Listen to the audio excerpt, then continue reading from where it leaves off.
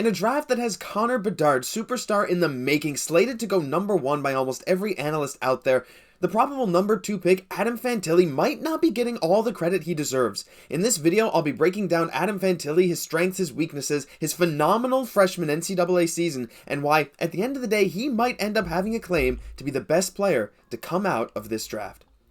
Adam Fantilli shocked the world, really, in his first NCAA season. We knew he was going to be good, using his combination of size, speed, agility, hockey IQ to just dominate opponents at Michigan. Adam Fantilli has maybe the best physical skill set of any player in this entire draft, and he knows how to use it. Adam Fantilli is 6'2", his weight on Hockey DB is 191, but he might be closer to 6'2", 200 by some accounts, scoring 30 goals, 35 assists for 65 points in his first season in the NCAA, nearly matching some freshman records in the process. But Adam Fantilli's path to greatness didn't just start here at the University of Michigan. As you can see, it started in the USHL with the Chicago Steel, and even before with the Toronto Junior Red Wings under 16 Junior Canadiens, and really in the playoffs with 2020-2021 with the Chicago Steel, scoring 8 goals in 8 games, improving upon that the next year, showing out at the World Juniors with 5 points in 7 games. Everyone knew Adam Fantilli was going to be a star. And I don't think I could put it better than the way the hockey writers do. As you can see, every single one of the analysts or websites that they quote here has him going number 2 overall, or at least he's number 2 behind Bedard. They say if this was almost any other draft class, Adam Fantilli would have a great chance of going first overall. But just like Jack Eichel back in 2015, he has the misfortune of being born in the same year as a generational talent with the first name Connor. For Eichel, it was McDavid. For Fantilli, it's Bedard. But at the same time, even in a draft with someone like Connor Bedard, Adam Fantilli can actually make a bit of a case to go number 1. Will he? Almost certainly not. Connor Bedard's just superstardom in the WHL and what projects to be maybe a Hall of Fame career is too difficult to pass up. But Adam Fantilli gives you a bit of everything that you desire. He slots in to be a top-line center in the NHL, a big guy, 6'2", 200 pounds, at just the age of 18 with maybe a bit of room to grow, coming off his 2023 Hobey Baker Award for the best player in men's NCAA Division I hockey. This guy knows what he's doing.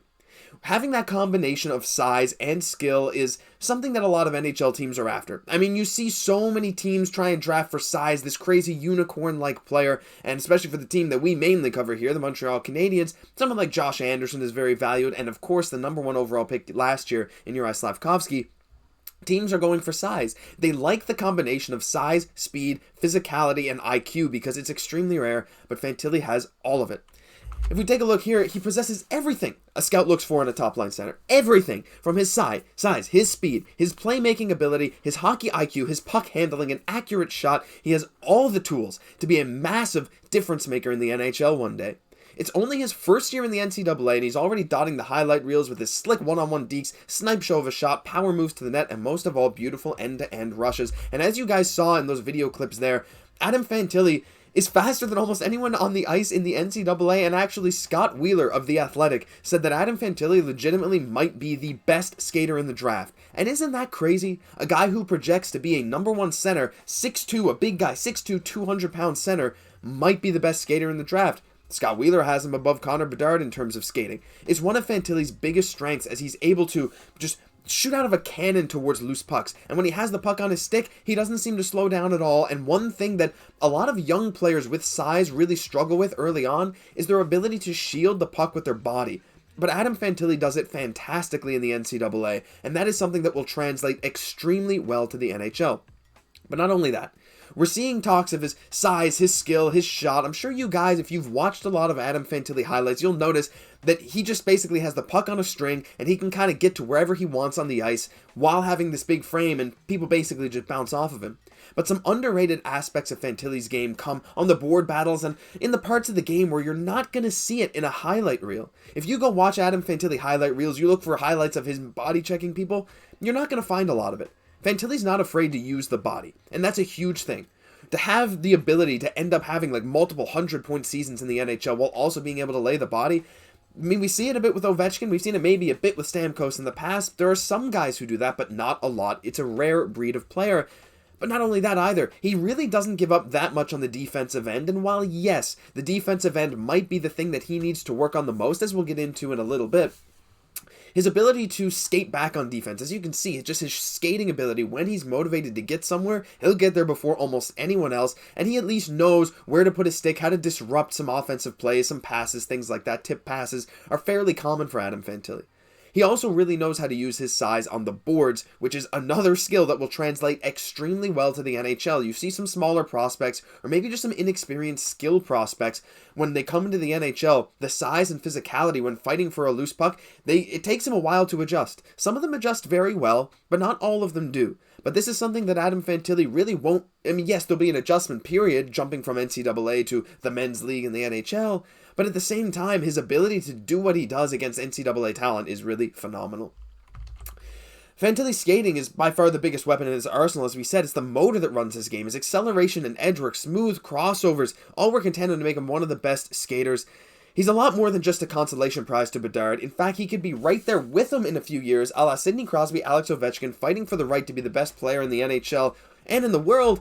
And even Connor Bedard himself says Fantilli's so fast, so dynamic. Obviously, he's someone who just kind of pops out with his speed, his size. He's so powerful, and what he's doing in college is kind of unheard of. I mean, I'm sure a lot of you guys watching this are Habs fans. Maybe there's some people coming in to watch this that aren't. Of course, most of our subscribers, if not all of them, are Habs fans. But think of Josh Anderson if he had a much better offensive skill set, right? Josh Anderson is the kind of player that can really spearhead his way to the net, can outskate a lot of people. He's the power horse. He's a big body who knows how to use it and has a bit of a scoring touch. Imagine that, but with elite passing, elite hockey IQ and playmaking, and a guy that can play center and is solid on the faceoffs, and that is Adam Fantilli. Adam Fantilli looks to be, like I said, he has a legitimate case probably in a few years to maybe be one of the best players, or the best player out of this draft, other than Bedard, or maybe he might be right there with him like Ovechkin and Crosby, simply because Fantilli brings everything to the ice. And while he'll never have a shot that's as accurate as Bedard, he might not dazzle the fans as much as Bedard does with his fantastic stick handling, fantastic shot, his speed, his offensive ability. Adam Fantilli's going to do everything well for you every single night, and he has the potential to put up some 100-point seasons for sure. Now, what are the drawbacks to Adam Fantilli? There really aren't that many. I mean, if you watch his highlights, I think he falls into the category that, like, if you look at a lot of these top prospects, it's a lot of the same stuff. And one of the main things is that he needs to work on his defensive game, like all players do, of course, and his shot isn't as accurate as Bedard's, which is, I mean, it's Connor Bedard. No one's shot in this draft is as accurate as Connor Bedard's. So that's not really a slight against Fantilli, but he has a tendency to try to do everything himself instead of using his line mates, but those weaknesses can be ironed out with time and development, and with better line mates. Adam Fantilli's weaknesses here, he has the fewest weaknesses of any prospect we've covered so far, and even they say he needs to work on his defensive game. While I agree, pretty much every prospect does, simply because, you're dominating everyone you play all the way through your whole hockey career. You're expected to play offense. No one is like going to be a number 1 overall pick as a forward simply because of their defensive prowess. That really doesn't happen, so Adam Fantilli, while he needs to work on it, I don't think it's a huge weakness in his game. I think he's shown enough to me from the games I've watched of him at Michigan.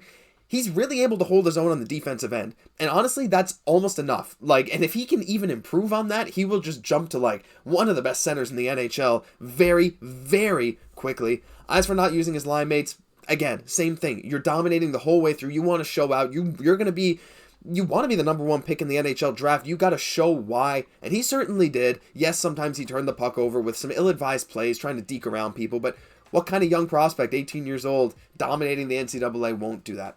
So Adam Fantilli, really, all strengths, no weaknesses if you ask me. Extremely low risk pick, extremely high reward. And so we'll get into who picks him. Well, guys, I think it's obvious. Adam Fantilli, as good as he is, as happy as I am to talk him up, he is, I don't know, I love Connor Bedard. And, if Montreal, my team, jumps to number 1, I expect them to take Connor Bedard. However, Adam Fantilli, whatever team gets him, whichever one of these teams that ends up at number 2, whether it be Columbus, Chicago, San Jose, Montreal, Anaheim, Arizona, whoever it is, they should take Fantilli, and there shouldn't be any second guessing. Some people say, some teams like Michkov pretty up high. I don't think that happens. I think Fantilli goes number 2 no matter what. There's only one website that had him number 3, and that was behind Matvei Michkov. and that was just based on a skill perspective. I think Michkov and Bedard are the only two prospects this year that can really even come close to Fantilli's level of production and just combination of skills all over the ice. I think Michkov and Bedard will end up being very, very impactful players if Michkov ends up coming over to the NHL, but Fantilli will be right there with him in terms of skill. But the defensive side of the puck, the size, the physicality, I think sets Fantilli apart in a lot of other categories, even though Bedard and Michkov might end up being better offensively. So if you have the number 2 pick, you have to take Adam Fantilli. He is going number 2, whichever team takes him, and I don't think anyone will be upset. This is a great draft to be either number 1 or 2 because no matter what, you're getting what projects to be a franchise-changing player. The other guys in the top 5 are amazing, but no one can really touch Bedard and Fantilli. These two are going to be forces in the NHL for years to come, and boy, I just hope that my team is one of them. Thank you for watching The Case for Adam Fantilli. If you enjoyed, leave a like, comment, subscribe to the channel. We're going to be doing this for a few more prospects, so if you want to watch those, make sure you subscribe to tune in, and we'll be doing a lot more in-depth analysis as we approach the draft. I've been your host, Josh Gosse. We'll catch you in the next one.